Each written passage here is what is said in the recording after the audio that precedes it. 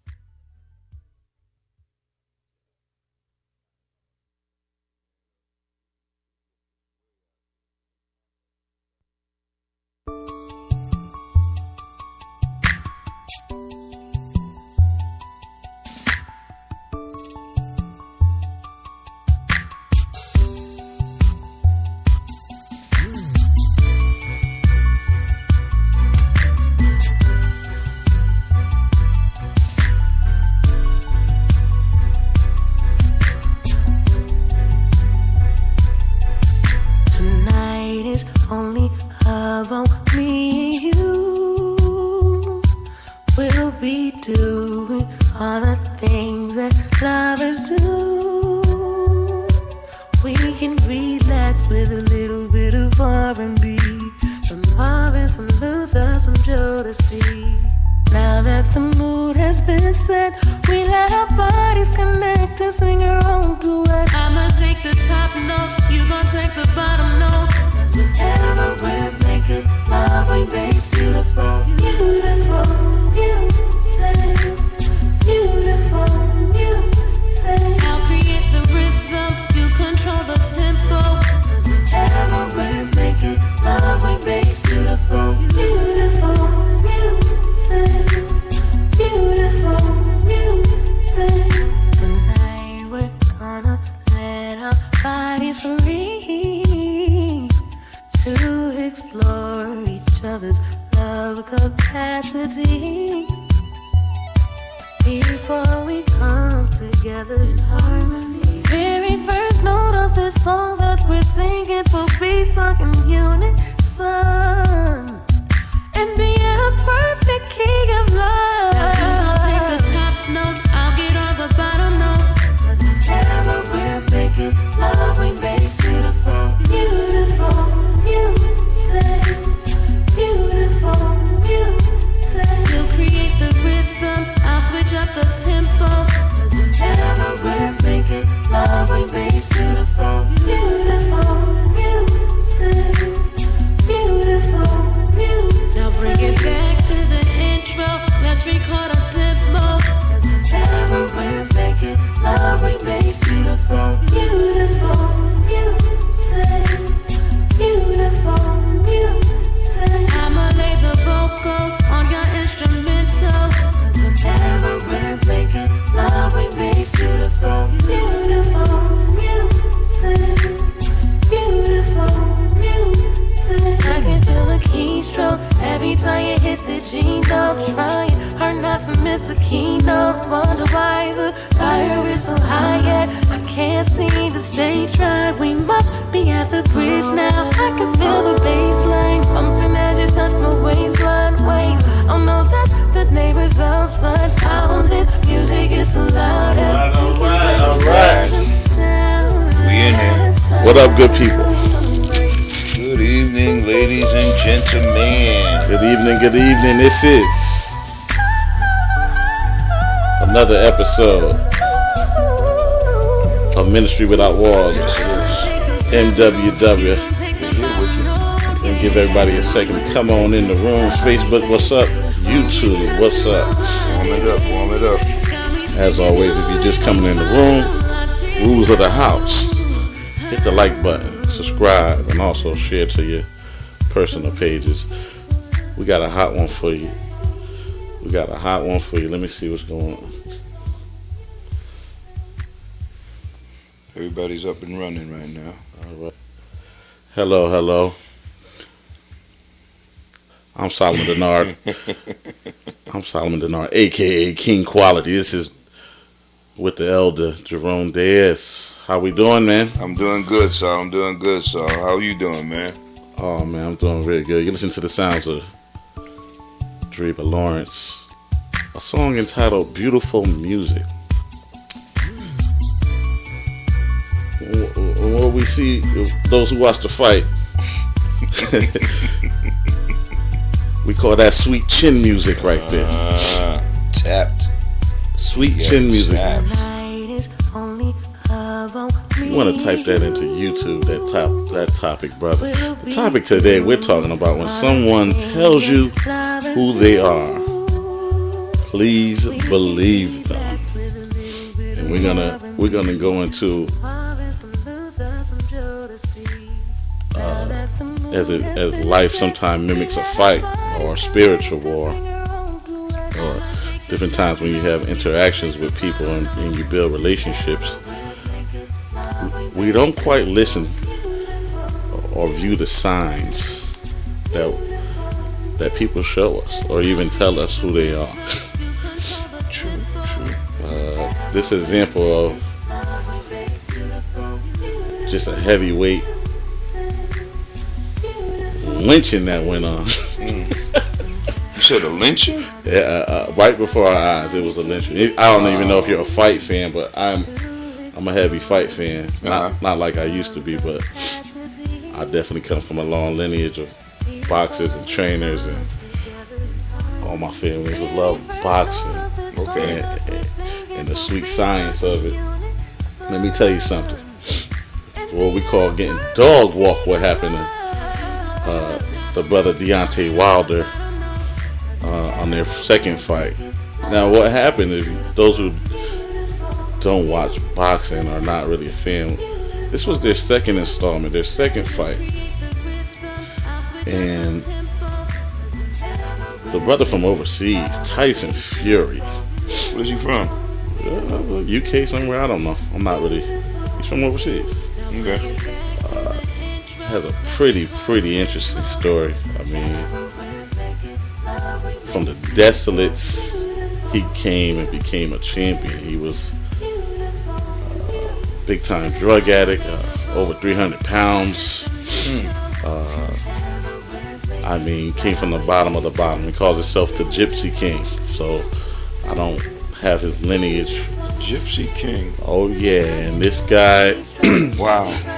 From the first fight, many people thought he won on the point system. He just got caught by Deontay, who's known for that Herculean right hand of his. Now, the brother Deontay Wilder, his story is he didn't even really start boxing. He's another what we call a late bloomer. He didn't start till he was 19. Wow, okay. About 41-0 up to these fights, and their first fight was their first draw. Both of them had no losses on their record. So that's just a background. Deontay didn't really come from the lineage where you're really supposed to start any art. You're supposed to start young, to develop the fundamentals a lot of time. Deontay was blessed with a right hand, so it really, in his march of glory, becoming heavyweight champion of the world, after a while, he didn't have to go back and fine-tune some of the skills a lot of boxers have. See where I'm going? Mm-hmm. Because of his one great over-the-top skill set, he basically was bailed out each time because one catch of that right hand, that's called a puncher's chance. He basically formed a life or a career with his one great talent. Okay. Until this day. He got caught. He got caught the second time of the second fight. He got caught really the first time, those who watched the first fight. He really he really lost on points, but he ended up knocking Tyson Fury down twice, and once in the last round, the 12th round, which made it a draw. The decision came down where most people in his previous 40 plus fights did not get up from that right hand. Tyson Fury got up. But when he went back to the drawing board, he did what's called a recalibration. He recalibrated. And he fired his trainer. Went back to the gutter. Got what's called, one of the most legendary trainers, Emmanuel Stewart, out of, I believe, Detroit. Now, Emmanuel has since passed, but his nephew still got his skills, and he hired the brother to teach him, almost literally mimicking like a Rocky story. He went back to the dungeon. Rocky, it was set in Philly, where Sylvester Stallone had to go back with all the brothers who were hungry. He had to go back to that place, Fury did, where he first started. Now, Deontay seemingly didn't do that for the second fight. He seemingly started believing the hype. A lot of fighters would tell you that abstinence is almost vital before a major war or fight. You see Deontay before the fight with his fiance, and what we call cupcaking. When I look at both stories and I hear the press conferences, Fury told him what he was about to do to him. He explained in vivid detail. He was going to knock him out in the second round. Now, a lot of people didn't believe him, maybe a little mind play. Only people who didn't believe him was the most important was the man across from him. And he did exactly what he told him he was going to do. Go right at him. No more pity pat. No nothing. I'm going to leave no doubt and show you who I am. So that's what we're talking about. And this happens in a lot of times in life. The person across from us or the person building a relationship with us is telling and showing us who they are. But somehow, because you got that strong right hand, you believe you can handle it. And the right hand did not connect. The preparation wasn't there. And they made what's called beautiful music, beautiful chin music. And he whooped them up and down.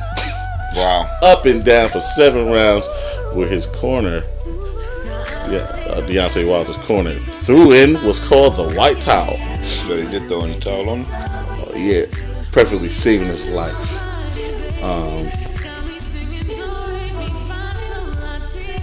Of course, most boxers don't ever want to see the towel. He felt like he was ready to die in the shell, and he was taking. Let me give y'all a different. Deontay Wilder fought him the first time at about 212 pounds. He's a naturally gifted athlete. He don't carry weight like that. Do you know it's about almost a 40-pound difference? Now, if you know anything about boxing and people who can really box, that is a big difference, especially if somebody who knows how to throw a real punch. I believe Fury came in this time. He even gained weight. He was about 270, but a good 270. His first fight, he was probably about 245, 250, but bad. He's not really in what we call bad weight. This time, he came in heavier, but with good weight. With new trainer, new game plan, told you what he was going to do, and went out before the world in one of the biggest fights in heavyweight history, right in Vegas, and dog walked him. I mean, it was so bad. They got memes like you see. I mean, it's horrible. So we want to get into that, man. I really want to focus on, a lot of times we do not listen. When the devil tells you who he is, and he's only come from one purpose, and And sometimes in distraction or in the hoopla, you could become distracted or think you got it. You got the right hand to withstand anything. I mean, let's think of it. If you start anything late, you've had success. I mean, 40-something fights Deontay Wilder had, Okay. and was saved by that right hand. It is a serious right hand. Let's have no mistake about it. Did I lose you? No, I'm here, man. Okay. So I think I'm bringing it to the point that we rely on self or our giftings or our own strength sometimes, and kind of ignore signs that go on all around us that the storm's coming. Yeah. Because The storm is coming. there are times when we want what we want and not realizing that, you know what, sometimes what we want isn't what we need. You know, and then we have to be hit with reality. And it seems like he got really hit with reality in this. As you say, you're into the boxing game. I haven't really been following boxing in a while. Boxing I've been soured toward boxing. I'm gonna be honest with you. I haven't seen anything really explosive or worthwhile watching. Really, it's been a whole lot of hype and hoopla. I'd have to say over the past decade, if not longer, to be honest. You know. So a lot of the boxers that are out now, I'm really not familiar with. I've heard of Deontay Wilder, I think you just said his name is. Tyson Fury, I never heard of. I wasn't sure who Wilder was talking about when he said he could take Tyson. I thought he was talking about, I believe he made a comment that he could take Mike Tyson in his prime. And I'm like, yeah, okay, I don't think that's going to happen. But hey, if you believe that, that's all on you. Yeah, he did. And sometimes, like you said, people will tell you or show you actually who they are. They'll tell you one thing and show you another thing in another person, and you need to pay attention to those signs sometimes. In relationships and in life, really. I mean, people will talk a good game. Like the Bible tells us, you know, they'll have a form of godliness, but their hearts will be far from him, you know. Yeah. So, you know, I got to take it back to what I know, and from what you're telling me, and this guy Tyson Fury, I'd really like to know where he's from, you know, because they said he called him something what kind of gypsy? Gypsy King. The Gypsy King, all right. And if anybody knows anything about that term, gypsy, that was a derogatory term Europeans used towards Egyptians that were migrating into Europe looking for a better life in Europe, you know, and they called them gypsies, and they were considered thieves and this and that and the next thing. So I'd like to know if he actually is Egyptian or has some Egyptian heritage in him, and why he chose to call himself the Gypsy King. But that's a horse of another color. As you pointed out, we need to pay attention when someone tells you who they are. You got to believe them. I mean, sometimes people will tell you that they ain't going to do you no good. They don't mean you no Absolutely. good. And you're still going to stay with them and say, you know, you got people that believe they can change somebody. You ain't going to change nobody. I mean, if a leopard is going to be a leopard. You can't change its spots, man. And that's the reality of it. And then again, you got those that'll tell you one thing, but they'll show you something else. That, like, you know, you got that person that'll tell you they love you, but treat you all kind of bad, you know, and talk about you like you're everything but a child of God. So we got to be mindful of that, man. I mean, that's you know, that should be common sense, you would think, right? If someone tells you, like, if I tell you that, you know what, I don't mean you no good, and you still want to be around me. What does that say about you in itself, you know? Because I'm being straightforward with you, you know. And this woman that asked the question, who does a man love? Does he love the woman that he tells the truth to, or the one that he lies to? Who does he love the most? And what would you say to that? What would you say to that? Would it be the person that he's lying to, or would it be the person that he's being truthful to? Tyson just trained with the Wii about a month ago, testing his skills with the most conditioned athletes in the world, so he may have learned something about a more contact sport. He fired Tyson fired his original trainers that, and he went to train with the brothers, man. He basically got down and dirty, man. He did.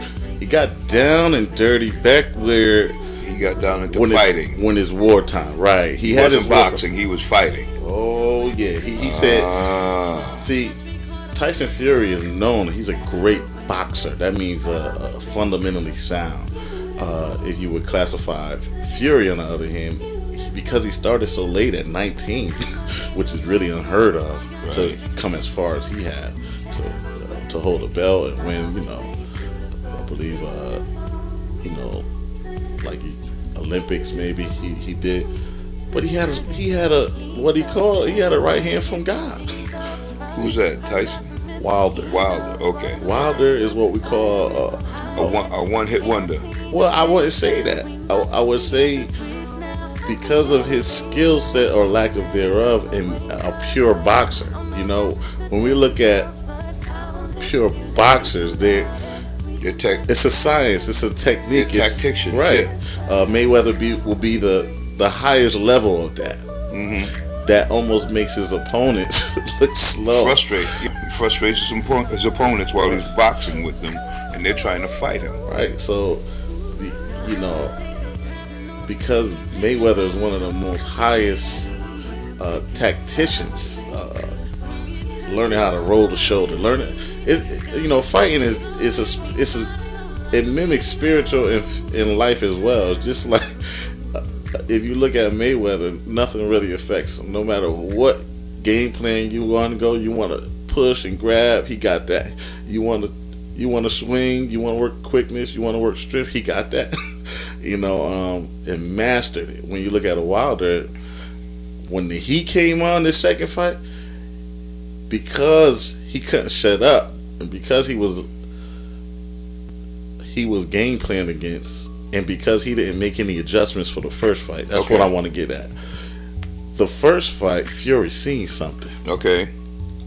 He seen, wait a minute, I won all these rounds. He caught me twice and put me down. I took his best shot. And got back. Oh man, listen to what I'm saying. When you take your enemy's best shot in a fight, that means, and you get up, you're one of the only people who have gotten up. I believe that startled Wilder. Mm-hmm. He was like, he couldn't believe he got up. Got up from that punch. That's my money maker there. So that's my money maker. So instead of doing what Fury did, go back to a draw, what he did was listen to chitter chat. Wilder started putting on weight. Wilder came in. He usually fights about 210, 215. He came in about a little over 230. Okay, he never fought that heavy. He's not even built like that. His frame is not built. Not built to carry that kind of weight. Oh man, it's so many variables. What I'm saying here. Fury went back, said, "Trainer, you're fired. I'm going to get this guy over here and train me just like a Rocky movie with the brothers. Let's get down and dirty. This is war. What am I missing? Right? I got these skill set, but how do I put it together? See, your skill set is one thing, but in the midst of getting dog walked, what else you have?" So Tyson Fury came in as a brawler as opposed to a boxer. He came in as an aggressive boxer, which sometimes when you aggress the bully, when you go head on and show there's no fear, sometimes the same thing that happened to Mike Tyson. If you watch Tyson's fights, there was nobody, I could probably name one fight where somebody actually went to the 12th round and really gave it to him. There's only one. Think about it. If you got 30, 40 fights and nobody really brought it to you, but then it came this guy, Buster Douglas, who believed and made a promise to his mother. He was in a deeper, darker place where you got to be ready for war. Remember, Buster Douglas' mom had just passed, and he promised his mom that he was going to be heavyweight champion. Mike Tyson distracted in Japan, drugging and not really training right, But Yeah, this was after Cuss and after he got rid of his other old trainer, he started following and listening to the whispers of the Don Kings and things of that nature. And he started thinking that he was more than what he was, And again, the Bible teaches, let a man not think of himself more highly than he ought, or he's going to set himself up for a fall, And that's what basically happened with Tyson. He started bringing people around him that meant him no good, And that was the beginning of his downfall, He started messing around with all these women, and like you said, started the drugging and things of that nature. All of a sudden, he started believing all the hype that the media was placing on him, rather than going back to the basics that he started with, And once you leave your basics, once you leave your foundation, you're setting yourself up for a fall. Now, from what I'm hearing about you telling me about this young man Wilder, he tried to do something that he wasn't ready to do, adding weight on where he wasn't training or conditioning himself for the extra weight. And extra weight that'll be a bearing on you in itself, and then you gotta fight somebody that's got more weight on you, and that becomes a problem in itself, because in most cases you're carrying that other person's weight too, and then taking them hits after a while, those hits start they start adding up, man. Oh yeah, Fury was leaning on him. Fury made him feel his weight, popping him, leaning him, grabbing him, pop, backing him down, wearing them down. And those are heavy hits, man. These are talking about heavyweight. We're talking about a guy who's 275 pounds of good weight, good training, good solid training weight. And conditioned, ready to fight. We talking about legs look rubbery. He wasn't in rights from like at least the second round. Wow. The fight was ended by his own corner in about the seventh round. They just couldn't take. They didn't want him to die. I mean, there's been like 3 or 4 people who've already died in boxing recently. In the last 5 years or so, there's been quite a few deaths in the boxing ring. Because like I said at the onset, boxing has changed a lot. It's no longer, as you call it, it's not an art as it was anymore, man. Now it's about just the money and who can bring the flash, who can fill them seats, who can sell the pay-per-view, And if you're not doing that, they don't consider you a good fighter anymore, Because you got showmen like your Mayweather and others like that just pop off a lot of stuff and then dance around the ring and just keep the crowd in their seats for as long as they can. We got another one up there, man. Go ahead. You got all these men and keeping the people in the seats for as long as they can. That when you do get a good boxing match, you're not as interested in it because it's not the show and the flash that you're so used to right now. And I'm looking at some of these comments here, I think because he had to fight a very brutal wrestler that is just as big, and the same rules in boxing didn't apply, is a part of what I'm thinking, along with his new conditioning. Yeah, well, that more than likely that's what happened. Somebody was saying, one of the comments said that Tyson was training with WWE wrestlers and stuff like that. So those are highly conditioned athletes, man. Even though they may be entertainers, they are highly conditioned. Those wrestlers you be seeing, I'll be wondering. I mean, people say it's fake, but you got to be really conditioned to do some of the fake stuff that they be doing, man. Some of that high wire stuff that they be flipping off the top ropes and the clotheslining and the flips and all that. You got to be in some good condition to do that stuff. And if he's training with them, that's probably where most of his conditioning came in from, because they have a lot of endurance to be in those rings for as long as they be having some of those matches for, man. Absolutely. So if you're putting on that weight and you're conditioning yourself and you're building up your endurance, you're ready to go a 3-minute round for 12 rounds. Why? Because you've been conditioned to go non-stop. You see, and what you're telling me with this guy Wilder, he was hanging out with his fiance, and like you said, it's a bad look. Yeah, that was a very bad look for him, because if you're laying up with your fiance, y'all not just in the same hotel room just playing cards and saying good night to each other. So his legs must have been really weak up under him. He might not have had any legs at all anyway. So yeah, and that's what they say. Them women can take your legs right from under you. It's a known fact. even gymnasts tell you that they don't have they abstain for any sexual activity before. Who? Gymnasts. Gymnasts. Oh yeah. It's a known thing, man, because you lose it. And we gotta leave it at that. Oh, you keeping it clean? All right. I hear you, man. Well, that most athletes know, and you could always tell the ones who out partying, the ones who out hanging out, ain't really taking the war serious. So No, they're not. when you in a war situation, let's lead this to life. When we're in war right now, we're in a spiritual war. We're in a lot of physical wars. Yeah, and that goes to what we was talking about off the air. A lot of people have been messaging me and asking me questions about things going on in churches, them having to deal with coming into terms with who they are. And I had to let a lot of people know that more times than not, the battles that you're fighting are spiritual battles, but they're starting to manifest themselves in the natural. So you're taking it to heart. You're fighting it. You're trying to fight it in the natural, but it's a spiritual battle that you got to fight. This guy Wilder seems like he was not prepared mentally or physically for what this guy was telling him, and he might have gotten inside of his head. And a lot of times, that's what a good portion of boxing is: getting inside of your opponent's head, making him wonder if he's as good as he really thinks he is.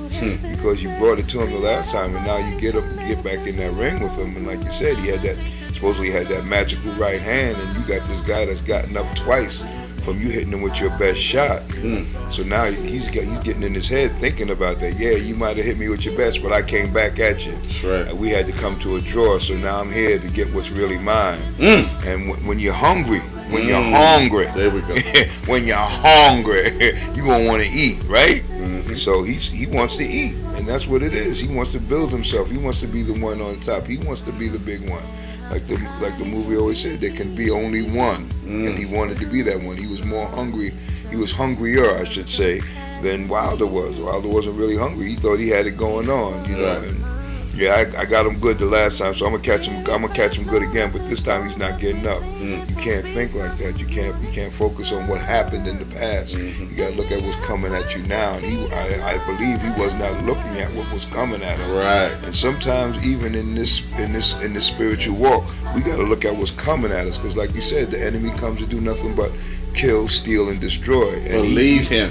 And believe him believe me when I tell you that, because you know what? He ain't giving up. You see, the word tells us that he goes to and fro like a roaring lion, seeking whom he may devour. So he might have gone past you one time and say, oh, I can't get him now. I'm gonna come back and see if I can get him next time. And he's gonna keep coming back and going back and forth until he catches you lounging, or as we used to say out there in the street, until he catches you lamping. And then he's just gonna bite you, you know, and then that's it. He's just gonna hurt you up, and he's gonna take what you got, and that's just what happened to your man Wilder. You gotta make his lip. Come on, man! Don't do that to that lip, man. You gotta make his lip just like you look that. like one of them them African tribes that be putting the plates in their lip, man. Nah, that's all anger, and I'm coming to get it. I'll make your lip look just like this. I'm coming to get it. Now, what are the shadows up there above his head, though, man? No, that's a meme where we got Jordan crying, we got Martin Luther King looking at him, we got That's the that guy that played the trainer for Apollo Creed, ain't it? Throw the towel. So Saul, you are sick. People, I can't take credit for this, but it is a genius meme. Let me. Oh my goodness, it is hilarious. Oh man, Saul, that's sad. That's sad. Well, remember, because he did this on Black History Month. I guess that's what. That's why you called it a lynching here. Oh yeah, because he came out saying, "I'm gonna do this for Black History Month," at that, and all of this. Right. Wilder was, and Just embarrassed himself for Black History Month. He couldn't wait until March. He got dog walked, man. He couldn't wait until March to do this, man. He couldn't wait, and he embarrassed himself. He embarrassed the culture. He definitely. I heard a brother talking about how he go to a lot of Mayweather fights, right? And he, especially when a lot of Latinos take it hard after the fight, and when he fought, you know, whenever there's a cultural thing which is really played up in boxing. When he fought Pacquiao, he said he remembered the same thing. all the Filipinos who came out, they were heart wrenched. He said the black people looked like that coming out of the fight. They and did. he was not used to seeing, us look like we got our stomach ripped out, because people who, they really back their fighters, man. People who into boxing, it's a serious thing, especially most coaches in the world where they come from nothing. When they have a Because hero, they're identifying with someone Absolutely. that's there. and nothing's more identifiable than a fighter. Nothing's more identifiable, because that warrior instinct that's in us all, it's admirable. You know what I mean? It's mano y mano. It's not like a team sport. Nothing else matters. One-on-one. Yeah. You and me, we're here. It's that opponent. It's that opponent across from you. It's the purest form of, we call it a sport, but it's really more than a sport. It's a science. It's a sport. It's really a battle of wills, and then, like I said, and then like you pointed out, it comes back down to that one-on-one competition. That one man against the other man, and who's going to be the better man. And you know as well as I do, for the longest in boxing history, especially, they've always been looking to be dominant. Some groups have always looked to dominate the ring, And when we came into the picture, they always tried to have a great white hope, as you would have it, from the days of Jack Johnson on up, man. When he started just beating him, and they couldn't take it anymore, so they changed the rules. And then from him it became Muhammad Ali, and they stripped him because he wouldn't conform to the norms of society and just give up his title to go fight. And they more than likely was hoping that he would get killed over there in Vietnam, if anything else. Absolutely. But he decided he wasn't going to go fight that war, and while he's trying to win a war here for not only himself but his people, and we got to look at it, and it's the psychological ramifications that come out behind it. You got this one man that encapsulates and embodies a whole race, going against another man that's encapsulating and embodying another race. And you feel the pain when you're there, and you think your man is going to win. He's going to do this. He's going to do this, and then you get beat. You feel like we all got beat. Like you got, like you said, not gut punched, but kicked in the gut, and it hurts, But the reality of it is just these two guys in there, and we can't put so much credence on them, We try to make like I hear you talking about a lot of things that he was doing that you recognize him doing that was not conducive to winning a fight, and from what I've been hearing, not only on the internet but on different news feeds, that he was using a lot of these same excuses that you were mentioning as far as why he didn't win the fight. Oh, yeah. He wasn't conditioned right. The garb that he wore to the ring took a lot out of him and made him weaker in the legs and everything else. And I didn't hear anything mentioned about his fiance or anything like that, but there was all kinds of things that he was using to say that's why he lost this fight. He lost the fight because you got beat by a better person. That's what happened. And from that that's picture, plain and simple. You didn't listen to what they told you was coming, and that's what it relates to life. When the devil tell you he coming for you, he's coming for you. He's coming. When challenges arise, that means a lot has to do with your training now, and while you're able to breathe, you're able to train, Right. get your legs under you. How do we go about training? How do we go about guarding ourselves up in spiritual war? It's all written down what's coming, Jerome. Yeah, it is. I heard you mention a few episodes ago about paying attention to the weather, and that's all biblical. It's already written out there, man. How about it? So if we're not paying attention to what's coming and what's already been said, how do you train? What's going on? How do you train? How do you prepare? So I know that's a rhetorical question for Right. you, but I know there are other people listening and watching. But in Ephesians, Paul tells us, how do we prepare? How do we train? He says, put on the whole armor of God. not on your whole armor, because we train for ourselves and we think that we're going to fight the battle and we're going to be the one winning the battle, but we can't win the battle without God on our side. So we have to start mentally. We have to put on the helmet of salvation. That's where Paul started. He said you got to get your head right. If your head ain't right, if your head ain't in that fight, your lip ends up like this. That's what I'm trying to tell y'all. It ain't a game out here. Oh man, Sal. Every time I see that picture, I look at his lip. It look like somebody's pulling. Like when you was a kid and you did something wrong, you said something wrong, and Big Mama would grab a hold of that lip and just pull it.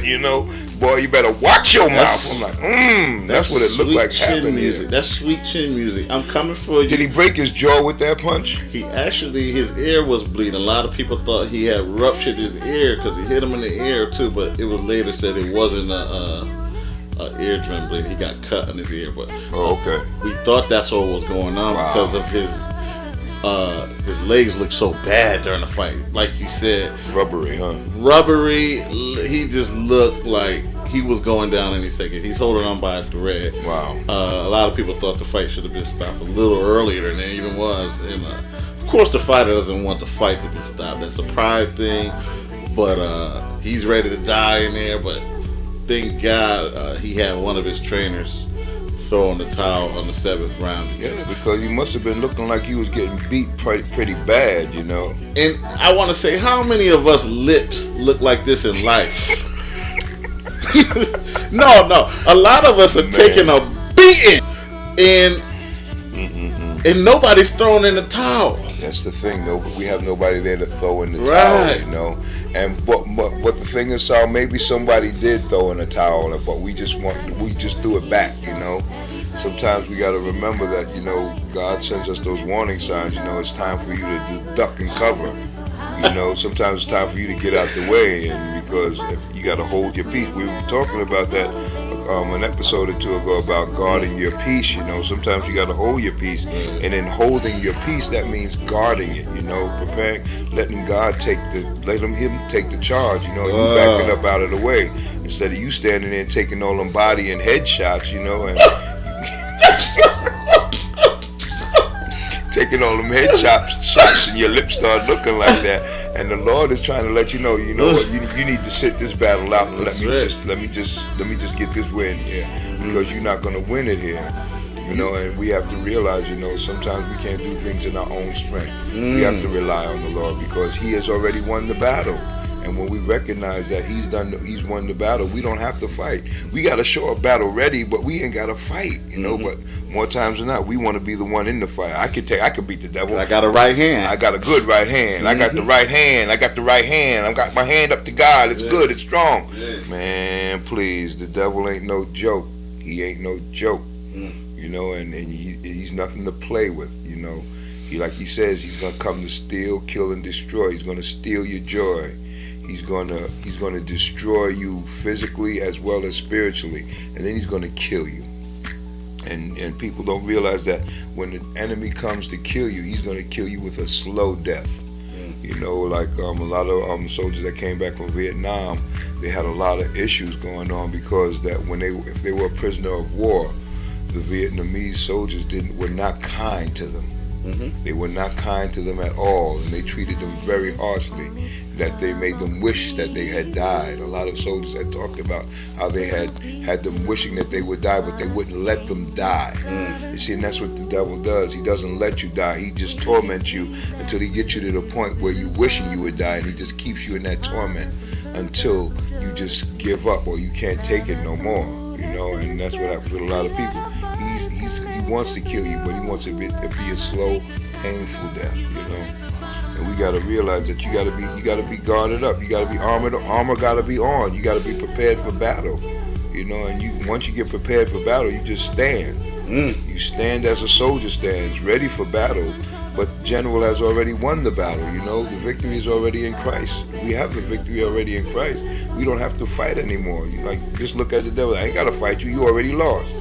And that makes him run. You see, that's why the word tells us, obey God and resist the devil and he will flee. Most people just focus on resisting the devil and he'll flee. There's a beginning to that scripture. It says obey God, and a lot of times people don't want to obey God. They just want to resist the devil and think he gonna run from me. He ain't gonna run from you. I ain't scared of you. Just like that demon told the sons of Sceva. He's like, you know what? Paul I know, Jesus I know, but I don't know you. And whipped them out of their clothes, you know. And we gotta remember that the devil is gonna whip them. He's whipping on some people right now, and they just don't know how to say, you know what? I yield. Lord, help me here. And that's what it takes. It takes a crying out to help, so that he can throw in that towel, so he can get you out of that ring, so you don't have a wind up with a lip looking like that, not just physically but spiritually. I mean, I don't think your lip can look like that without any kind of like real surgery or something. It looked like he hit him so hard, his face just contorted. And that, oh man, I felt that when looking at that picture alone. I felt that. And we got to be mindful of these things, man. Like you said, when they tell you who they are, believe them. But when they show you who they are, you know what? You better take that into account, because people will do you dirty and then act like you did something wrong when you fight back. And that makes no sense at all. Yeah, but hey, that's a good point. That's crazy, man.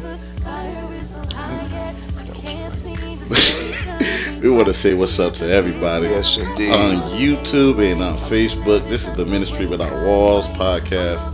We just come in here and chop it up every Wednesday evening at 9 p.m. If you're not subscribed to us, go ahead to King Quality right in YouTube, or type in right where you see on the screen #MWW podcast. It will take you right to it. This is the episode 15, Jerome, and we have chopped up some good game. Yes, we have, man. Each broadcast.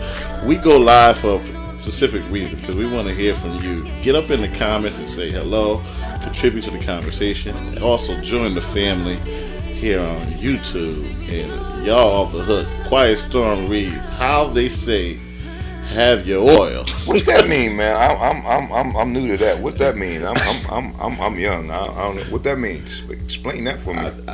I take it as a spiritual term. Have your oil, right? Have your oil? That you're covering, I believe. That's what okay. it's saying. All right. I just want to be sure. I want to be with them, you know. You know. How they say have your oil? Yeah, keep your lamp trimmed. You know, you want to be ready for what's coming. Absolutely. That's what I take that to mean. Oh man, you want to be ready for them right crosses that are coming at your jaw like that, man, making your lips swell up. Yeah, we gotta have our oil ready. We gotta have our lamps trimmed with oil, man. It's like the 5 wise and the 10 wise and the 10 foolish virgins. You know, when the 10 foolish ones didn't have enough oil and they was fooling around. They didn't have themselves ready, and the wise ones were ready for when the bridegroom showed up. Their oil was trimmed and they was able to light the way for them. And the foolish ones didn't have any oil. And they went to the wise ones. Well, give us some of your oil. Nah, we can't give you none of ours, or we gonna run out. You better go to the market and get some. So when they went to the market, the bridegroom showed up, and they went into the bridal chamber, and those foolish ones were left out. So you don't want to be left out. And that's a good point, man. You don't want to be left out, because you know what? He's telling you that he's coming. He's coming again, and you don't want to be unprepared when he get here and be caught out there, as we would say. That's what I was saying. Could remember the scripture. That's okay. We good. That's why we here. We interacting with you, man. I hope it's man. I keep saying man. I apologize for that if it's not. I gotta remember that. You know, that happened to me one day at work, so Got written up? I didn't get written up, but I was helping a customer out, you know, and the fact of the matter is I kept saying sir. Oh, and they kept looking at me, right? And my coworker's there, he's chuckling. I'm like, why is he over there laughing? And so finally the customer left, and I'm like, why are you laughing? He's like, because I was a lady. Oh, the person didn't correct you? No, the person didn't correct me. They just started huffing and puffing every time I said sir, you know. I'm like, okay. Oh, wow. That's always embarrassing. I think it's going to get more confusing as we go along in this world, where up is down and down is up. Yeah. It's becoming normal, and what's becoming abnormal is asking a question. Well, like you said again, that's what the like you said, with the signs and the word, you know, it says in these last and evil days, good will seem evil and evil will seem good. Men and women their bodies will burn for each other. You won't be able to tell one from the other anymore. And that's just paraphrasing right now. And that's what's going on right now, man. You got men wanting to be women and women wanting to be men, and not staying on who they are. We're not gonna go back into that conversation again, okay? We're not gonna go back down that road. We're not gonna talk about Gabrielle and her wife, okay? We're gonna leave that one alone.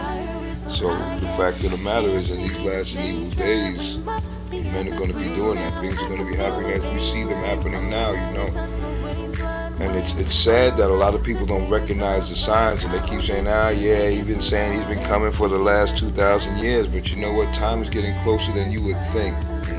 When you start looking, like I said, 4 of the 7 continents have fires raging on them, man. Did you think about that? 4 of the 7 continents have fires raging on them. The continent of the Antarctics, that's the permafrost is melting up there, man. So it's like it's on fire because it's receding so much that the water levels are rising in those regions in the North and the South Pole, that polar bears are drowning because they have no place to rest anymore. They can only swim so far before they start drowning. So we have to take a look at what's going on in the world around us, man, and we're not paying attention to it, which is scary. Australia's on fire, South America's on fire, North America's on fire, Africa's on fire. When are we going to wake up and see what's going on? And I was reading in the news the other day, there was a wildfire that was raging in Asia. So when are we going to pay attention? The seals have been broken. We got this coronavirus, and it's popping up all over the world. It's not. They tried to contain it in China, where they said where the outbreak began, but now we're seeing cases pop up in the United States from people that never been to Asia. Now how that happened, right? All of a sudden they got a coronavirus over here, huh? So, but you know what? It's these times that people need to be prepared, and it's the church, the body of Christ, that needs to be prepared for what's coming, because when he does come, he said his judgment is gonna start at the house. That's what he said. He's gonna clean house first, And we got, as my grandma used to call them, these jackleg preachers out here that's just in it for the money, You're not in it for the souls anymore. They got the people with the name it and claim it, grab it and grab it, and just get this prayer cloth, and you'll be able to have all the wealth and riches that you need, And God is going to pour you out the blessings. But what if you already got the blessings and you're just too blind to recognize and appreciate the blessings that you already have?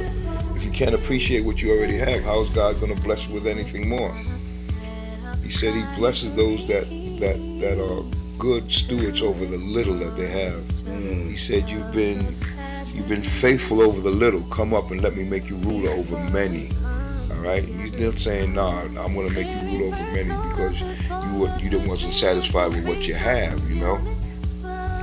And we got to be mindful of these things. So you and I have a platform here, and we have a responsibility to those that are listening and those that are watching, those that tune in and out every now and then, because I be watching both screens and I see people checking in and getting little tidbits and getting their little seed in them, and then they tip back out. But that's okay, because we've touched them, we've reached somebody, And like you said, the viewership is going up. We got more subscribers, we're getting over almost up to 200 and some odd viewers. So we're good, man. We're doing good. We got the likes are coming in. Have we had any more dislikes since that one that broke your heart, man? No. There's only one. Did you get over that trauma, man? With your help, I got over it. Thank God for that, man. With your encouragement. Thank God for that, man. With your encouragement. If everybody liked us, that means we're doing something wrong. If everybody liking us, we doing something wrong. Yeah. If they can't say amen, they ought to say ouch. I was feeling good till you brought it up, actually. I apologize, sir. I apologize. It's a small thing to a giant. There you go, man. There you go. That's how you got to look at it, man. It's them dislikes that help us build up the more likes, Yeah. It's all good. It's all good in the As long hood. as you watch it, man, that you have an opinion is not a bad thing, you know. That's right. It's not. But man, we appreciate everybody checking in on the live broadcast, and those who will find this later on, we appreciate you as well. There's a lot of people sharing to their pages these episodes, and we definitely appreciate that. The watch parties and all of that. Definitely. There's a saying: if you say you support me, just do it. Just do it. Don't say it. Just Right. do it. You know? I don't need a pat on the back. I don't need anything. Just subscribe. Just support. You know, That's spread the word. We appreciate it so much because it's not really about what we saying. It's what thus says the Lord, and if we Amen. can help someone, or help us as we help each other. We navigate through this whole thing the same way as you do. So, That's right. What is, Amen. Quiet storm. what's that say? You need one dislike at least to make you feel like you accomplished something. Word. You gotta have one out there that don't like you. You know. That's a great outlook, man. Shout out to y'all on Facebook. YouTube, y'all lately are killing it. Y'all smashing Facebook Yeah. on the definitely. live. So that means y'all are definitely listening to instructions, and we trying to build this. This is, I forget. This is very early in the broadcast. It's It only is, 15. man. You only up episodes. 15, man. There's people I really watch. I've noticed they've been doing it for 10 years. So when you look at the scale of what it really takes to get the word out and the traction of some good oil, you know what I Yeah. mean? There's enough craziness going on. Yes, there is. But, that's why I like being in the middle of the week, that hump day, to get us over. I know it definitely encourages us and those who watch later on. Right. Have it in their ear at work. I know everybody is just listening to it in their own way, man. Yes, indeed. And we that keeps us going, and that's awesome, man. It is, because I had somebody tell me on the book that they're gonna start watching the archive so they can get caught up. Right. And I'm like, well, you go ahead. You go ahead. And they down in Texas, so I would have just put their phone in my hand and did what you did, that Right. guerrilla advertising like you be talking about. Guerrilla marketing. Guerrilla marketing, that's the word I'm looking for. There you go. Guerrilla marketing is just a more of aggressive style. We don't wait. Quiet Storm. YouTube is better to many. Notification pop up on Facebook. That's a reason. Too many okay, they keep getting interferences on Facebook. So they prefer the YouTube because you're not always getting that notification sometimes. Oh, this is happening, that's happening, that's happening. Yeah. That makes sense. That's why we prefer people going over to YouTube, subscribing, liking it, Yes. clicking on the bell so that they can be notified when we're up and running, because sometimes the book don't be too nice to us sometimes, and they be slowing us down, they be glitching us and all this other craziness. That's why personally I prefer people on YouTube, because like Asal always says, we want to be interactive. We want people chiming in. We want the comments. We want your feedback. We want your input. We want what you feel you need to discuss or what Right. you need to touch on. Right. Because that's why we're here, to help you navigate through some of the things that you may not have been through before. And if we haven't been through either, it's learning. It's iron sharpening iron so that we can grow. And that's the whole thing about this. We want this plant to grow so that we can bear fruit, and so that we can bear good fruit. That's the kind of fruit we want to bear, is good fruit. Like I was speaking to a young man earlier this evening, trying to help him navigate going from being a young man into a young adult, and then crossing over into his manhood, and it's a difficult area to navigate if you don't have anyone helping you through that, man. I mean, I know just like you did, I had my dad there to help me navigate into becoming a man, A lot of young cats don't have that today, man. They don't have a real positive male role model that they can just put their hands on right then and there when they have an issue that they're going through, And I've noticed that it's mainly our young men, and we need to help them out in there, because you got a lot of young men nowadays with the way that men are being treated. They don't want to be a man. They don't want to grow up. They don't want to mature. They want to grow up, but they don't want to mature. Let me correct myself there. They want to grow, but they don't want to mature. And that's an issue that a lot of young men are dealing with today. The part about having to become mature in this day and time, you know, and it's a reality, man. There be sometimes I be struggling, you know. Adulting ain't no easy thing. No, it's not. I'd be like, Ma, if I can come back home, can I? And she'd be like, nah, you ain't coming back here. I'm like, all right, not a problem. I got to keep on doing what I'm doing, and you know. But it's been a blessing being an adult because, you know one of the good things about it, Saul? Talk to me. It was when I was able to help my mom out the way she helped me out while I was growing, you know. When she needed some help, it's not just physical help, but some spiritual assistance, and I was able to help her. And you know, that was a blessing to my soul, man. It's a blessing to be able to help your parent the way they helped you, to help them navigate through something that's causing them pain, you know. And just the same way they helped you through the pains of your life. And that was a blessing in itself, you know. And so in that instance, you know, I appreciated being able to adult at that time, being able to be mature enough to help her do the thing, get through what she needed to get through. Because you know what? As we get older, life doesn't get any easier, man. It don't, man. Because we have to deal with things as we get older that we didn't have to deal with when we was younger. How many of you are dealing with aches and pains that you didn't feel when you was a younger person, you know? That's the reality of our life. We're getting there, man. We're becoming the elders in our families now. You know that, Sal? I see. We're becoming the elders in our families. What's that like, that transition when you really realize that the crown is on your head now? How does one go? And I know you love God, but when you realize most of the calls are now going to be coming to you, yeah.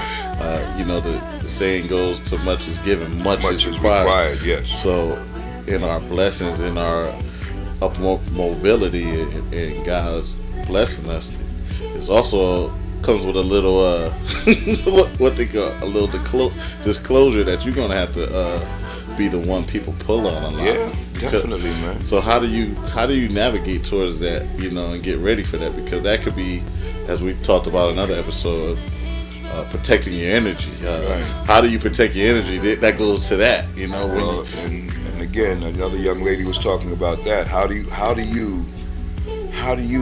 keep yourself and keep your mental stability when you love helping people, but it becomes a drain on you? What do you do? How do you do it? And I had to you got to remind sometimes, you know what, Jesus even had to steal away. You know, when you become the one that people are always turning to and the one that people are always calling on, and for a while it feels good, but then after a while it becomes a drain on you.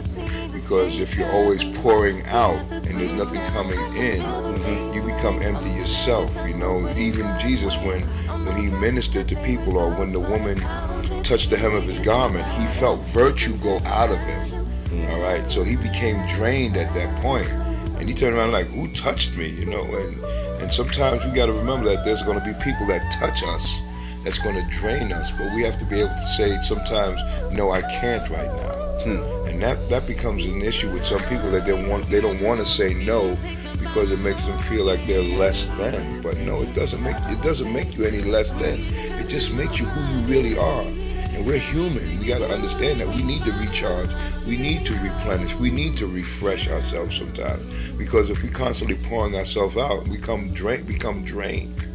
And when we become drained, we're no good to not only ourselves, but we're no good to anyone else. And then when do we get the help from? You know, and that's a situation in itself. When you're the one that people always go to, who do you go to? Who do you go to? You know, and when I am overwhelmed, I go to the rock, which is higher than I. And in order for me to spend that time and get to the rock, I have to turn myself away from people, you know, and steal away, and just so that I can spend some time with God, so that He can refresh and refill me, you know. And that's the time that you need to understand that, you know what, you can't always be there for people. Sometimes you have to be there. You have to be away from them so that God can be there for you. Wow, that's wisdom, man. It is wisdom. And like you see, a lot of people are just learning that now, because especially in ministry, especially those that are part of any church body, any kind of organization church. They always want to pull on people. Oh, we need you to do this. We need you to do that. We need you to do this. But when are my needs going to be met? And it's not about being selfish. It's not about being selfish. Sometimes it's because you have needs that need to be met also. Every part of the body has its needs. Your eyes have their needs. You have to protect your eyes, right? You have to protect your ears, right? You have to make sure that your arms, how many of you go around not putting on any lotion or something, Some people do. Some people do that. Nah, we ain't have to go there. So no, but you asked. I know, and we got to help them people out. Let them know, no, you got to moisturize that baby. You got to put lotion on it. You look like you was playing soccer with a sack of flour now. Put some lotion on them ankles, dear. And they want to wear flip flops and sandals and things. But on the moving on. But on the real, as I was saying, sometimes you just gotta steal away so that you can have some quiet time with God, so that He can pour into you, and Jesus did the same thing, Even when He was on the ship and He was trying to get some sleep, the disciples said, "Yo, don't you care if we perish or not?" Jesus was like, "Yo, I'm in the boat with you. I'm not dying, so you're not dying. Relax. We going to the other side." I said that. And we tend to forget these things, and it's important, because God said in the beginning, it's not good for man to be alone, and a lot of times we wind up doing these things alone. He said, you know what?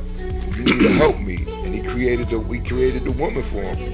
But taking it down a couple of more chapters in that same book, when Moses was trying to do everything himself, his father-in-law Jethro said, "Yo, you're gonna kill yourself trying to do all this. You need to appoint some people to help you." And sometimes we have to look to others to help us. When we call on help, that doesn't make you weak. That makes you wise, calling on help. And crossing over from that young man into a mature man, into a grown man. Like, you got a lot of people, young people, they want to be grown, but they don't want to be mature. They want to do everything they say they want to do because they're grown. They want to say and do everything they can do because they're grown. But being mature, you know that just because you can do something don't mean you should do it. And that's the difference, and a lot of people don't realize that. Yes, some of these young people are very disappointed that they didn't have no one to raise them. And when their father comes back into their life and want a relationship, they feel like, nah, bro.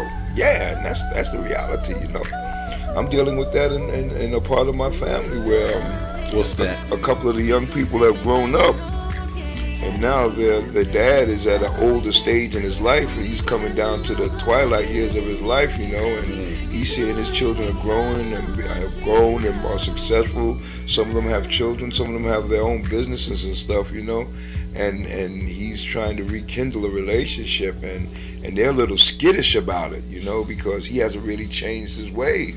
Right. So they're like, yeah, we know who you are, and we understand who you are, but for right now, let's like keep this personal space between us, and it's disheartening, especially when it comes down to the latter part of your life, when you look back over your life and you don't have anyone that you can turn to.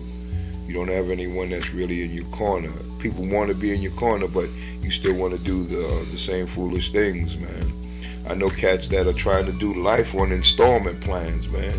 They're going in and out of prison, and they have children, they have people, and they have family, and they don't realize the hurt that they put on a lot of their family, because when you're going in and out, you're taking people that care about you in and out with you. And a lot of brothers miss out on that, and that goes back to when a person is telling you who they are. They've told you who they are, but you're trying to help them out, but they're constantly telling you and showing you that, I'm not going to do anything better. So all I can do for you right now is pray for you. I can't carry you through this. I got to wait for God to do something in you to help you to change, because I can't change you. Let me just give a shout out to everybody here. I see Douglas Hawkins. What's up, my brother from work? My man. We got Delight. We have on the book, we got Anthony Dawkins. We got Angie Sennett. What's up to everybody? Hey, Charlene, I see you out there. I know. Charlene, what's up? We got Quiet Storm. We got Jay Lynn. We got ZZ Top. Denard. Who else? Audra in here. What's up, everybody? On YouTube and Facebook. This is the Ministry Without Walls podcast. Our topic today was basically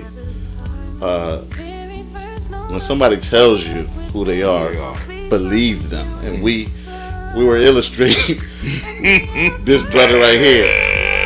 We're illustrating off the fight that happened. What was it? This past weekend, I believe. Was this weekend it was? I believe it was. Okay. Maybe last weekend. I lose track in these days. But anyway, you're looking at that impact of that right hook. And he told him what was going to happen in this boxing fight, those who follow. Man. And we just want to put that mirror on life, you know, when life is coming at you, when you heard what's going to happen with the decisions you might make. Sometimes we don't believe it. We believe like the fighter that's getting hit that our strength was enough. He believed his right hand was enough. He maybe wasn't prepared and didn't do the homework of really how to counteract someone who's coming at him like that, and he got exposed. Even though he was 41 or 42 fights and 0 losses, even though he came from nothing to be a champion, he still got knocked down. So we want to talk about when you're on top, when you're feeling good, when things are going good, but you still haven't concreted, let's call good habits, okay? Good habits. So in a fight game, good habits would be footwork, head movement, you know what I mean? Mm-hmm. Learning how to roll your shoulders in a boxing game or in a fight game.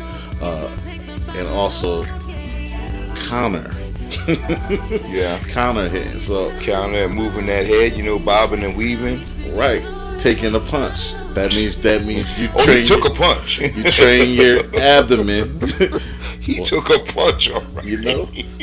Boxers train their abdomen doing about 1,000, 2,000 sit-ups a day. Yeah, you got to get that core strong. Why somebody's punching a lot of times, you know, or throwing that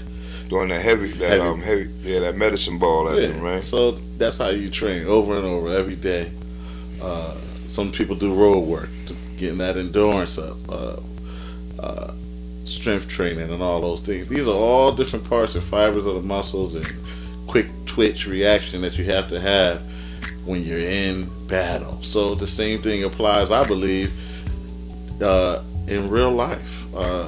Things that come against you that you don't always an emotional state or always be a reactive person. Sometimes we fall in line with being reactive because something happens to us, but we're really not prepared. So all we counter it is with emotion. Mm-hmm. So that's always the wrong way. It is to counter something with emotion, right. Like you was talking about the other week with martial artists. They try to train themselves to eliminate emotion when they are in battle, so that they don't fight emotionally. Right. They're not fighting out of anger. They're not fighting out of any kind of emotion. What they're using is their skill and their knowledge in order to defeat their opponent. And once you can master that, you can become a better tactician, as we call them. And you know what? And you asked the question too. How do you maintain when you are on top? You know, and a lot of times people, like when they get on top, they lose that hunger, they lose that edge that brought them there. You know, because they think they've arrived, so they don't have to worry about it anymore. They think that they are the top, so somebody's got to come and beat them down, beat them off the top of the mountain. But the Bible teaches us, let no man think more highly of himself than he ought to. So what happens when you think highly of yourself? When you think highly of yourself, you know what? That, like they say, you can either be humble or be humiliated. And this is what happens to a lot of people when they get on the top. They lose that humility and they wind up being humiliated. And that's what happens with a lot of them when they get on the top. They think that they can't be beat. You know, and you know what my dad always told me, there's always going to be someone out there that can beat you. So always be prepared for that. Always think about that you know what, you got to draw on something a little more when you feel that this person is about to beat you. You got to be able to call on something that's inside you. That what they call it, that intestinal fortitude. Absolutely. That they like to call it. You have to call on that. You know, when you want to give up, you have to be able to pull on something that tells you no, you can't give up. You have to press toward that mark. You know, and someone had pointed out to me there's a difference between falling short and stopping short. When you fall short, that means you've given it your all. You know, there's no more to give, and so you fall short of your goal, but that doesn't mean you didn't try to achieve your goal. When you stop short, you just give up.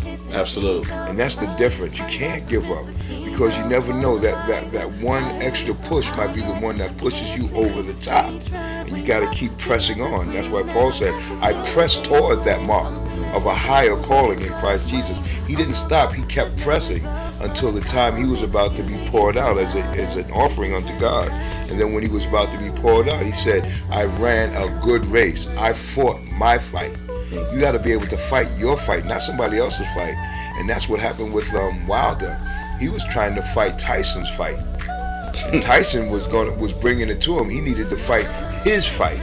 You know, he needed to use some of the skills that he learned over those years, over those fights, how to handle, how to use that ring, how to maneuver around a person that's trying to bully you. You know, and that's what Mayweather does, right? He uses that ring. He uses the skills that he has. He makes people get frustrated and start just wailing at him. And even though they're wailing at him, they're not connecting. You see, and once you learn how to maneuver around, use the things that you got to be able to, you become a better person. You become the better fighter. Why? Because you used everything at your disposal. I was trying to explain this to this class I'm training. You know, I'm telling them to use certain tools to accomplish certain goals, and they're using everything else but the tools that I told them to use. Right. And I had to break it down to them. Look, if you're trying to drive a nail, you're not going to use a screwdriver. You're going to look for the hammer to drive the nail. Although you may be able to drive it with the screwdriver, you won't be as successful as you would be with the hammer. So with that fighter, you know, sometimes you got to use what you got. Sometimes you got to use that ring. Sometimes you got to dance around that ring. You got to bob and weave. Watch out for them punches. It's the same thing with the enemy. You got to be able to use what God has given you. You have to be able to, like when Jesus was driven out into the wilderness and the enemy tried to use the word against him out of context, Jesus used had an intelligent use of scripture to combat that. Sometimes you have to be wiser and smarter than your opponent. In order to be wiser and smarter than your opponent, you got to study your opponent. You got to know what your opponent is about to do. You got to be prepared for what he's throwing at you so that you can counter it, or so that you can move out of the way of it so it doesn't hit you. Well then. That's the whole point of this. Learning how to counter what's coming against you. This is real life. This is, man. When the bell rings, it's fight on. That's it. And sometimes people don't know that they're in a fight. They think that once they're in the fight, it's just gonna end. You know, it doesn't end. You know, the enemy is always fighting. He's always coming at you. You might have gotten a good hit in. You might have landed that big right. But you know what? He's getting back up and he's coming at you again. Now what are you going to do? Nothing. If you don't have anything left, there's nothing you can do. Didn't train for that part. No, you didn't train for that. Wasn't expecting him to get back up and coming back at you. Now he's getting up. He's coming back at you. Now what are you going to do? You going to panic? You're going to say, well, I hit him with everything I got. Now what am I going to do? You don't know, right? Because you didn't prepare. You got to prepare. You know, you got to be prepared for what's going to come at you. And in order to prepare for it, you have to anticipate what's going to come. A lot of times people don't anticipate the things that are coming. Sometimes you got to be prepared because you know the enemy is going to come. Something's going to come from him. He's going to try something. And as long as you know he's going to try something, you're going to be aware of it. You're going to keep your eyes open. I don't know about you, but a lot of my younger days I spent out on the street. And on the street, you had to be aware because everybody was trying to gag you. They was trying to get you. And you had to be prepared for something coming at you. Or if you weren't prepared, you was going to be swallowed up out there. The streets had no pity. The streets had no pity for anyone. And you have to be prepared for everything that came at you. And it's just like the spiritual warfare we fight. We have to be prepared for anything that the enemy is going to send our way. And in order to be prepared, we have to study the word. We have to study our enemy. Why do you think you have these generals that go into war rooms? They're studying the enemy, Right. so that they can be prepared for what the enemy may throw at them. Even if they don't throw it, they're prepared for if it does come, so that they can be ready to launch a counterattack to what's coming at them. You see, that, like they always say, the best defense is, some people say the best defense is a good offense. But what if your offense is not strong enough to overtake the enemy's defense? And you've thrown everything you got at him. Now it's his turn. Now what are you going to do if you have no defense? What are you going to do now? You're going to take that big punch and your lip is going to look funny. That's right. Embarrassed. And maybe destroyed. Yeah, Wilder forgot that his day can come, and he became egomaniac. Yeah, that word. He had a big ego. Egomaniacal. Egomaniacal. You see, I need my glasses here. That's what that says. Egomaniacal. Okay. And thought he was above God after in the game and got beat. And that's the thing, I used to always tell people that ego was an acronym. That meant easing God out. Wow. When you get a big ego, you ease God out because you think you can do it all yourself. And you got to remember that what you can't do. You wasn't born alone. I mean, you may have been born alone, but you weren't created by yourself. It took your mama and your daddy to make you. All right. That egg don't become fertile without the seed being planted in it. If you're joining us today, the topic, man, we're just chopping up game. When somebody tells you who they are, believe them. So we use the premise of the fight that happened maybe last weekend or the other weekend. I'm losing track of time now. Where are we at today? Wednesday? Today is Wednesday, yeah. It's Wednesday. Yeah, so possibly this weekend with Deontay Wilder. It must have been this weekend because Tyson Fury. It's been all on the news and everything these past couple of days, so it had to have been this weekend. Yeah, man, this was the fight supposed to be the heavyweight division coming back as most fight fans long for, most casual fans long for. Not like the heavyweight division. The second installment in their fight, this is the second time they're seeing each other, and that usually calls for a sharper game plan, watching and rewatching of tape. Some people switch trainers, and it seemed like everybody but Deontay Wilder made an adjustment. Only adjustment he made was the wrong adjustment, which was the wrong decision to put on,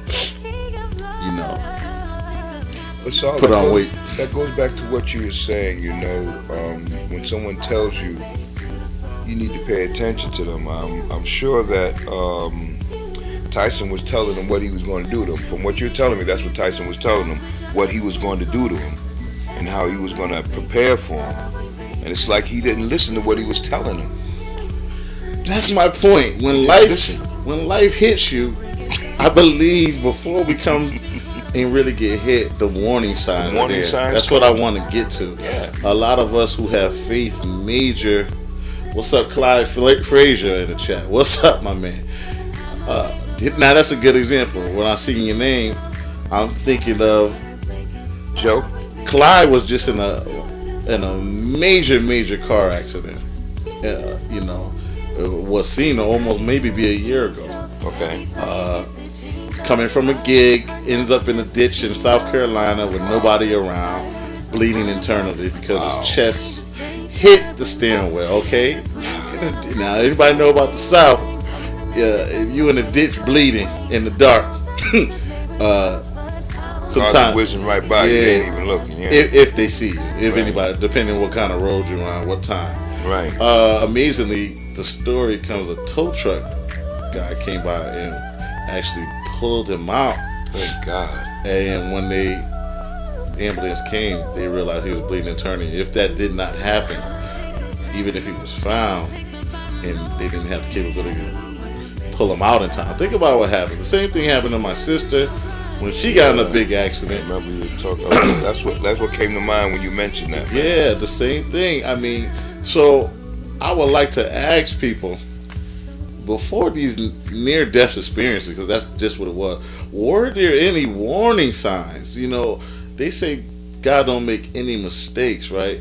And he also uses sometimes tragedy for us to get our attention. You know, maybe sometime we get sick, sometime our money get low, sometime we lose someone close to us, sometime, you know, we end up on our back, so the only thing we could do is look up, as the saying goes. So I always pay attention to that in the spiritual realm, but I wonder, do we just take these hits on the chin, or take these L's, these losses, and do we really take time to consume the message that's behind them?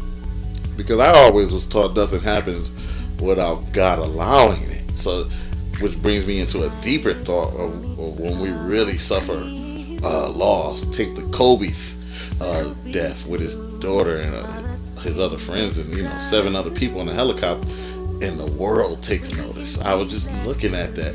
So what are we supposed to gain from this besides the initial shock? What are we supposed to gain when some of us have life-altering things happen to our health, or maybe it's almost come close to losing our life? I would think once you get out of that, those first few months are a new lease on life. But then we're talking about as the comfort sets in, and that's the point I want to focus on now. Deontay Wilder came from wherever he came from, started boxing late, and still made it to the top. Right. Now, in this most important fight, he's jumping out of a Rolls Royce. He's wearing a costume to come in that he says was contributing, or, well, he didn't really say. Let me clarify that. His girl put a post talking about that's why his legs were rubbery, because the suit he wore in his entry was too heavy. So it wasn't even him speaking for himself. But now the fall from grace is what I want to deal with now. The fall from maybe you took an accident, you don't move the same. You got some lumps. You came down with a sickness. You know what I mean? Stuff is not the same. Are all of these things little coattail pulls that we see for us to straighten up and fly right, as they say? Is it a message? Is it something that just happens? You know what I mean? Is it something that we just take on the chin and move on? Or is there's something deeper to learn from each instance in life spiritually? Is there something higher power out there that's trying to get our attention to save us from our own demise? That's what I want to look at. The phone lines are open right now, 860-483-8611. We want to talk to you guys, whoever want to call in or get in the chat. When you're feeling good and that initial hit comes, to maybe something happens to a family member or even yourself, how do you deal with that? How? Sometimes, man, I was just looking at the Kobe death and all the people who had a feeling about it.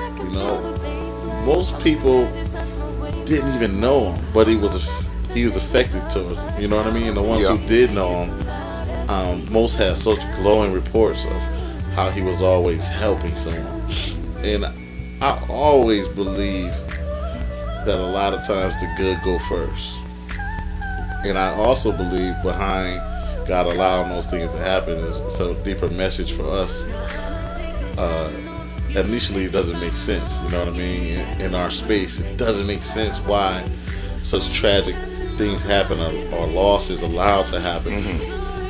But I also know that when you step back from that thing, it allows you to get a breathing space so you can say, or recalibrate, if you will.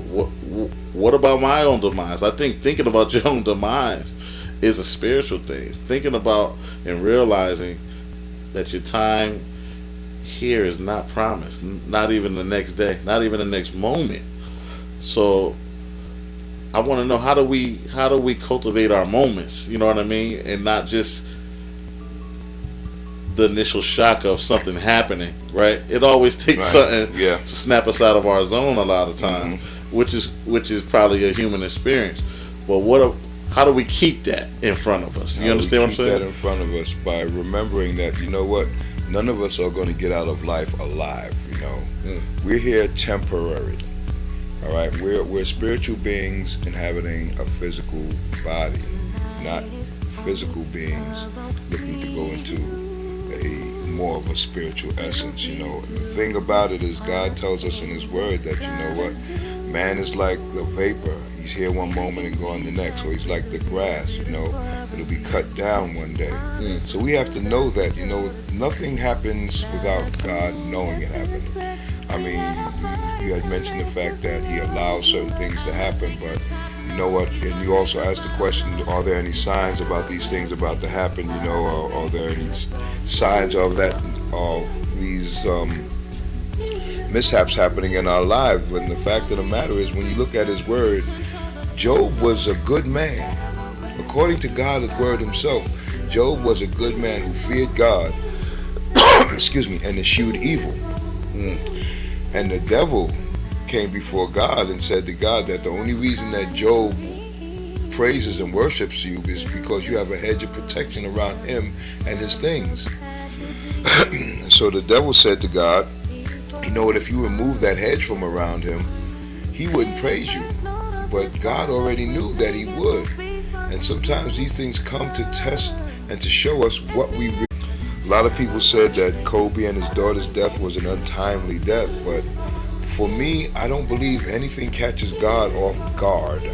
Wow. God knows already what's going to happen. He knew long before the foundations of the world. So he knew what was going to happen in that helicopter crash. Were there signs? Yeah, there were signs. The pilot of the helicopter was not trained or was not prepared to fly in that type of weather. That was already documented. So this was already known, all right? A lot of people are speculating because of the way the story was reported, that when it was reported, they said that Kobe Bryant and the other 9 people, were killed. Not that they died, but they were killed in a helicopter accident. Unless your person is murdered, they don't state that they're killed, are they? Not regular. They say they died, right?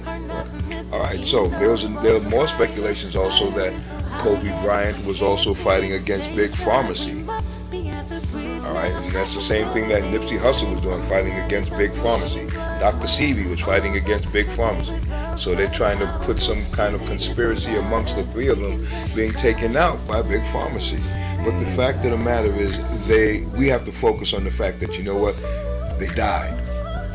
And they died what we call untimely deaths, because they died young. His daughter was very young. Kobe was a young man. He was a wealthy man. Nipsey Hussle was a young man, very wealthy man. Dr. Sebi was a healthy man. But all these people died. All right? We all are going to die, so we have to be prepared for our death. How do we prepare for our deaths? We prepare for it in our lives.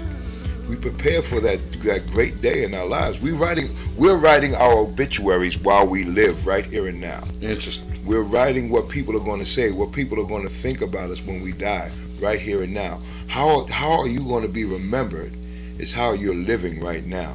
All right? And we have to remember that our lives are going to end one day. We're all going to have to meet that great get up morning one day, you know. And we'll have to prepare ourselves for it. And I'm not talking about just financially, but we have to prepare ourselves for it spiritually. We have to prepare ourselves for it. We have to prepare our families for it, you know. There are times when I didn't even want to think about it. Like I told you, when my dad, he sat me down and I'm talking with him, and he's telling me about his final preparations, and I'm like, Dad, I really don't want to talk about this right now. He's like, but you've got to be prepared for this, because I need you to take care of these things for me. You know, we have to make sure that we have someone in place to take care of these things for us. You know, a lot of people have no life insurance because they don't think that they're going to need it, but you're going to need it. What are you going to do? Leave your family with the expense of having to put your final expenses? And you know, I don't know if you know or not for yourself, funerals, they're going anywhere from $5,000 on up, man, and $5,000 is just bare basics. Oh yeah. You're talking about $5, $10, $15, $20,000 for a funeral, just to put you in a casket. And I'm like, you know what, baby, just cremate me. Don't embalm me or nothing. Just cremate me. Dump my ashes somewhere, because you know what, I'm getting back up. I know that the word tells me that my Redeemer lives, you know, on that great day I will be resurrected along with him. So I'm not worried about. I'm not saying that I'm not worried about dying. Let me correct myself there. I'm not saying I'm not worried about dying. Nobody wants to die. But I'm preparing myself for that, because I have to be prepared for it. Because one day it's going to happen. I mean, I'd like to live a long, I'd like to see my children's grandchildren. But you know what? That might not happen. If God grants that for me to happen, because that's a prayer that I've sent up before Him. If He grants that for me, I'd be blessed to see my children's grandchildren. Yes. But the fact of the matter is, I may not. And with that reality before me, I want to be prepared for it. That's why I usually say, you know what? Live each day as though it's your last, because one day you're going to be right. You have to live in a way where people appreciate you and you appreciate the life that you have. You can't live with regrets day to day. You can't live with bitterness in your heart, because you wind up throwing away moments in your life. And when you waste moments in life, those are moments that you can never get back. So in preparing for that day, get a little insurance. I mean, invest in a little insurance so that you don't have that expense on people. I've been in a situation, Sal, where I had a family member die, right, and they had no insurance. So their parents and the rest of the family is going around from family member to family member trying to get money together to get them a funeral. Right. And that's a hurting feeling, man, when you can't put your loved one away. That happens a lot. It does. Sadly enough, it does. Zena in the chat room says $5,000 might Cover the casket cover alone. the casket. Yeah, that's true. And that's the reality of it. I mean, when we have these near-death experiences, I mean, those should be wake-up calls for some people, Some people need that to be a wake-up call for them, I'm not saying that's the person that you were talking about. His name was Clyde, you said? I'm not saying that's his situation. He could still be and have been living right. But you know what? That may have been somebody else's wake-up call. Somebody that was close to him, that was attached to him. As a pastor and an elder, I've preached funerals also. Not only do I do weddings, but I do funerals also, And there's 3 things I try to do in every funeral. That is comfort, console, and compel. You want to comfort those that are feeling a loss right now. Console those that have lost someone, and then compel those that don't know Jesus as their own Savior to come to Him and get into a right relationship with Him. Because you know what? We're all going to have to face Him one day. Everyone is going to see God one day. Whether you believe in Him or not, you're going to see Him one day. And it's not a matter of seeing Him, but it's a matter of whether you're going to stay with Him or whether He's going to tell you, depart from me, I never knew you. And I'd rather live my life as though there is a God and then find out that there is none, than live my life as though there is no God and find out that there is one. Because when I stand before Him, He's going to ask me, so what did you do with what I gave you? You just squandered it, huh? And it's going to be a rhetorical question for Him, and I'm going to be, you can't lie to Him. He already knows what you did with it. Wow. So what do you want to do? And a lot of times people need to be prepared. So with that being said, how many of you out there are really prepared for that day? A lot of us don't want to even think about that day. We go through life not thinking about that day. But life comes to an end. We are not eternal. We are temporal. And we need to realize that. So what happens when you leave from here? Are you prepared for when you leave? Have you prepared your family for that day when you will leave? And it's a hard thing to think about, but one of my greatest pains would be to lose one of my children, man. Yeah. And you know what? But we have to think about that also. Because the way this world is going now, man, children being snatched up. You have, I was speaking to this one lady, she's a teacher, and one of the disheartening things she said as being a teacher was the fact that she had to train young grade school children and kids in the 1st and 2nd grade how to prepare for an active shooter. That's disheartening in itself. To send your child, knowing that you're sending your child to school and then getting a news flash or a news report that your child has been killed in school. Like someone that has no value for life, you know. Chat's ringing. It said, "Death is bittersweet," and it definitely is. When you feel torn. It depends how it comes. When you're watching someone who's getting sick or fading, Yeah, that's a hard thing, man. that's a hard. But then once they leave, you could lean on they're not suffering anymore, right? True. But when you have a worldwide tragedy that hits the literal world, like a Kobe Bryant, you can see those without a true faith. You can see how it rocks them. People with all the money in the world, Yeah. and you can see how they lip. Their lip looks like. Oh man, you keep going back to this picture, man. We're trying to be serious, and you keep going back to this. It's a funny picture, but a lot of our lips look like that when we heard about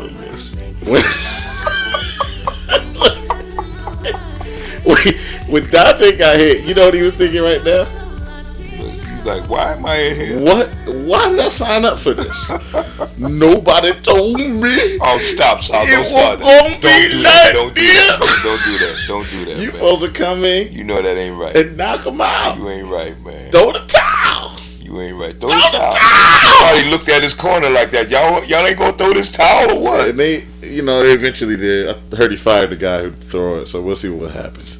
Yeah. Oh man, chat room says God is moving even in death and in tragedy. Yes, he is. I've seen family men broken relationships after the death of a family member, and that is the bittersweet part. I believe Clyde was saying so much could happen Yeah. off of someone's death. And the bittersweet goes the other way too, where it has tore families apart, because they're looking for something. Oh You're man, looking for something, and then somebody gets something right. that they wanted, Right. and it's tragic in itself. And like Gina said, sometimes it does bring people together. I mean, and it's so sad that we only get together when someone is hatched, matched, or dispatched. And can you that's- say that again? That's We only beautiful. get together when someone is either hatched, matched, or dispatched. There we go. And it's sad that we only do that and I thank God for my Deus family that we have a family reunion every 2 years, and we get together, bringing the young ones together so they can meet cousins and stuff like that. And we try to have it in different regions so that it's not always in one area. And it's a blessing. Everybody can't go to every one of them, but we get as many people as we can together so that we can get together and revitalize and reaffirm and share information about new members and the family growth and what's going on with others in the family. Recognizing our young people that are coming up and either graduating high school or going into higher education, trying to help them out with a little something to start them on their way. We created a family journal or a directory, I should say, so that we know how to contact each other. And we need to do that more and more.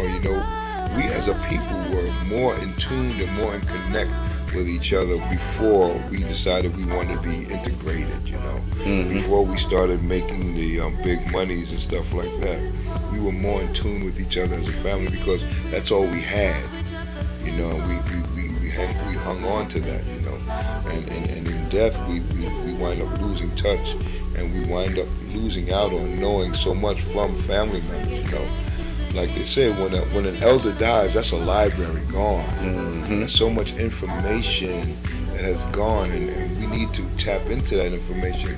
We need to write down histories and stuff like that so that we can know who we are, where we came from, and things of that nature. And that's an issue. I mean, they're charging us now through 23andMe and all these other DNA testing kits to find out where they stole us from. And I shouldn't have said it like that, but where we come from. And we got to pay now to find out where we come from when we should have been getting this information from our elders before they passed on. Who is Big Mama's daddy and where he come from, and who is his brothers, who are his sisters, who did they marry, who are we connected to, so that we can know who our extended family is. Because when a person dies, like a Kobe Bryant. You know, it hurt my heart to see this woman post up, oh, Kobe was a rich man, so his widow's gonna be rich now. Is that all you're thinking about? Come on, for real? She lost her husband and her child. And all you're thinking about is the money that she's gonna garner from that? At the same token, the naysayers who try to bring up something in Kobe's past. What about Oh, Kobe? man, please. I think it's the same spirit. I just kicked them to the curb, man. It's the same spirit of trying to dim someone's light. That's a whole nother thing. There's people walking around that just can't stand to see your light. No, they can't stand to see you shine, man. They can't stand to see your light. But that's all right, because you know what? I'm still going to shine anyway. You know what? The darkness comprehended the light not, but the light still shines. All right? And I remember Pastor of mine was telling me, you know what? If you're in a dark room and you turn on the light, it's not the light that has to move, the darkness moves. All right? The more light you shine in that darkness, the more the darkness has to move. So the light is more powerful than that darkness. So you have to be able to let your light shine. And that's why so many times people are hating on the light. They hate your light because of the fact that, you know what, you're moving them out of the way. You're not giving them any place to be. You know, and that's the reality of it, man. That's that, man. Whoa. It's 11 on the PM. We thank y'all all for watching today. The topic today again, man. What is it? If somebody tells you who they are, man, believe them. they coming for you. If they tell you they gonna bust your lip, they gonna bust your lip. Dog walk you. I'm a dog walk you. I'm gonna knock you out in the second round. Okay? You was knocked down in the third round. I bet you said, Chat room said, wasn't it said I came into this world to reveal the Father to you and lead you to the Father? At some point, death is the end of one's life. And if we don't leave instructions, then death continues to rob. Yes, it does. It will continue to rob. Y'all in here tonight. They all in it, man. They all in it. Yeah. And y'all in here tonight. I came into this world to reveal the Father to you. Not just to reveal Him, but to reconnect us to the Father. Because we were created in a high holy state where at the end of His day of doing His God thing, God came and chilled with Adam. He chilled with him. And that's the thing God wanted to do. He wanted to reconnect with us. He wanted to reestablish the relationship He had with us. And that's why He had to come in the form of man, to show man that, you know what, I want to be with you. I want you to be with me. But in the reality of it, what is being said here also, that the end of this life is the beginning of our eternal life. You know, and in that, we have to remember that when we leave here, we're leaving those that care for us here. And we have to prepare them so that we don't rob them of who we are and what they've had in us. Powerful Quiet Storm. We love it, man. That's beautiful. Man. Yeah, man. So even in your death, you don't want to rob somebody. Oh, man. Yeah. That's why Jesus said He came to overcome death. He said, death, where is thy sting? O grave, where is thy victory? Because there's no victory in the grave anymore. Once you become saved, there's no victory.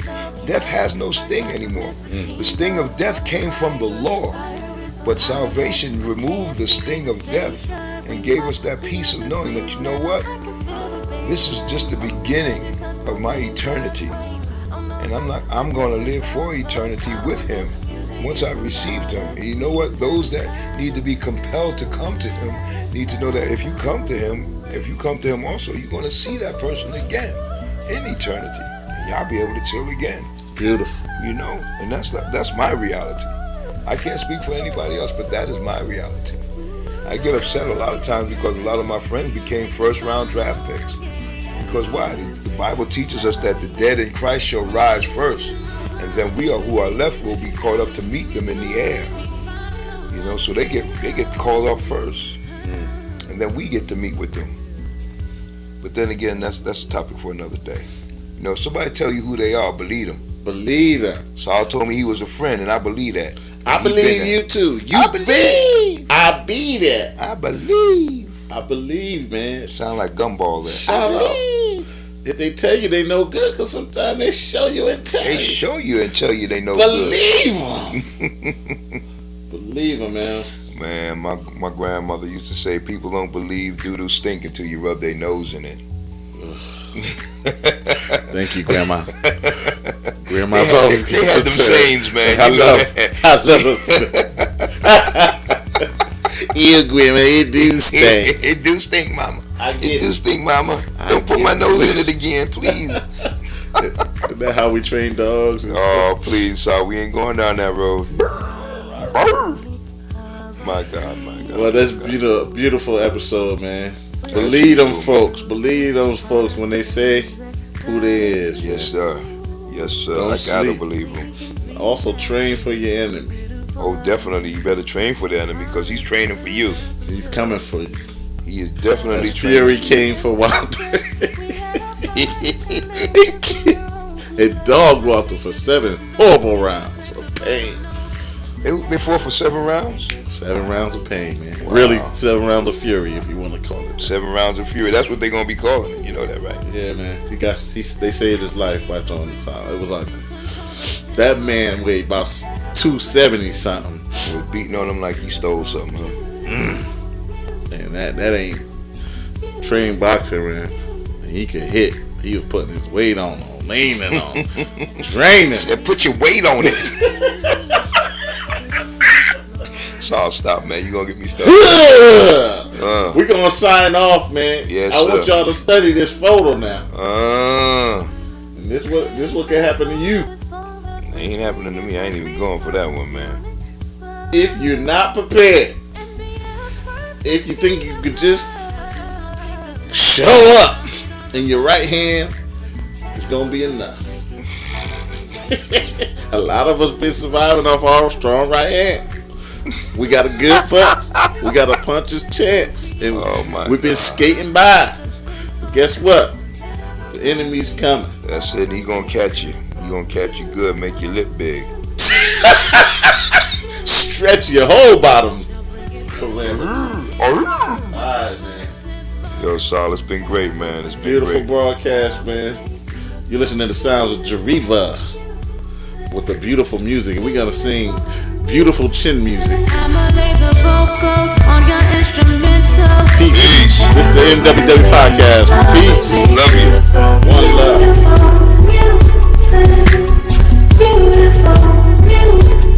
I can feel a keystroke every time you hit the G note. Trying hard not to miss a keynote. Wonder why the fire is so high yet I can't seem to stay dry. We must be at the bridge now. I can feel